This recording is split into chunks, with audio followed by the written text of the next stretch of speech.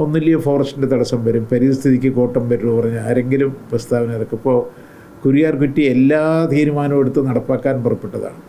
എൻ്റെ ജനറേറ്റർ വരെ വെച്ചതാണ്. അപ്പോൾ മൃഗങ്ങൾക്ക് കിഴക്കും പടിഞ്ഞാറും പോകാൻ തടസ്സം വരുമെന്ന് പറഞ്ഞു. അങ്ങനെയാണ് തടസ്സം. സൈലൻ്റ് വാലി അറിയാലോ, പൂയാൻകുറ്റി, ഇതിനൊക്കെ ഏറ്റവും നല്ല പദ്ധതിയാണ്. അതും ഈ പരിസ്ഥിതിയുടെ പേര് പറഞ്ഞിട്ട് ഒരു പ്രോജക്റ്റ് നമ്മൾ നേരെ മറിച്ച് മറ്റ് സംസ്ഥാനങ്ങളിൽ അവരുടെ നമ്മുടെ ഇപ്പോൾ ഇവിടെ നിന്ന് കൊണ്ടുപോയിട്ട് അവർ ഉപയോഗിക്കുന്നുണ്ട്. ഇപ്പോൾ മുല്ലപ്പെരിയാർ നമ്മുടെ വെള്ളം ഉപയോഗിച്ചിട്ടാണ് തമിഴ്നാട് ഇലക്ട്രിസിറ്റി ഉണ്ടാക്കുന്നത്. പറമ്പിക്കുളത്തിൽ അത് ചെയ്യുന്നുണ്ട്. കാവേരിയിൽ 147 TMC ഉണ്ടായിട്ട് നമുക്ക് 99.5 TMC എന്തോ നമുക്ക് നിയമപ്രകാരം കിട്ടാനുണ്ട്. പക്ഷേ അത് നമുക്ക് ഒന്നും കിട്ടുന്നില്ല.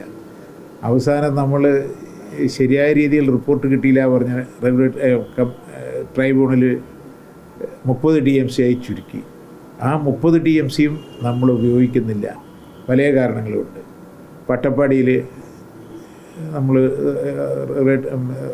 പമ്പാറിലും അട്ടപ്പാടിയിലുമാണ് ഇപ്പോൾ ഒരു അനുമതി കേന്ദ്ര ഗവൺമെൻറ്റിൻ്റെ തമിഴ്നാട് തടസ്സം നിർത്തിയിട്ട്. അപ്പോൾ കഴിഞ്ഞ പ്രാവശ്യം ഇറിഗേഷൻ്റെ ചാർജ് ഉണ്ടാകുമ്പോഴാണ് നമ്മൾ അതിൽ ഇടപെട്ടിട്ട് തമിഴ്നാട് മുഖ്യമന്ത്രി ഇവിടെ വന്ന് ഇതിന് അനുമതി തത്വത്തിൽ അംഗീകരിച്ചത്. പക്ഷെ അത് മുന്നോട്ട് പോകുന്നില്ല. ഇതൊക്കെയാണ് സ്ഥിതി.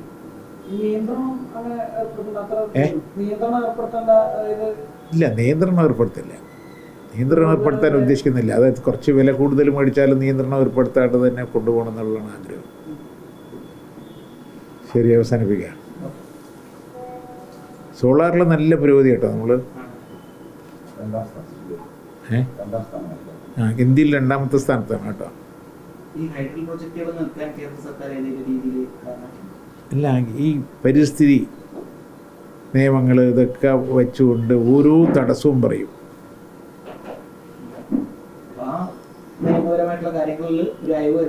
അയവ് വരുത്തണം. വരുത്താതിരുന്നാൽ നമുക്ക് എങ്ങനെ നിൽക്കാൻ പറ്റും? ഇവിടെ നമുക്ക് ഹൈഡ്രോ പ്രോജക്റ്റ് വന്നാൽ നമുക്ക് ഇതിനേക്കാളും പകുതി വിലയ്ക്ക് കൊടുക്കാൻ പറ്റും. അത് സമ്മതിക്കില്ലല്ലോ. എന്താ ചെയ്യുക? അതിന് നിങ്ങൾ ഉത്തരവാദി കേട്ടോ. നിങ്ങളത് വലിയ വാർത്തയാക്കി വലിയ ഒരാൾ ബാഗ് എടുത്തിട്ട് വന്നാൽ തൂക്കി നിങ്ങളുടെ ഓഫീസിൽ വന്നു കഴിഞ്ഞാൽ അത് പരിസ്ഥിതിക്ക് വലിയ കോട്ടം വരുമെന്ന് പറഞ്ഞാൽ നിങ്ങൾ വാർത്തയാക്കും. പിറ്റേ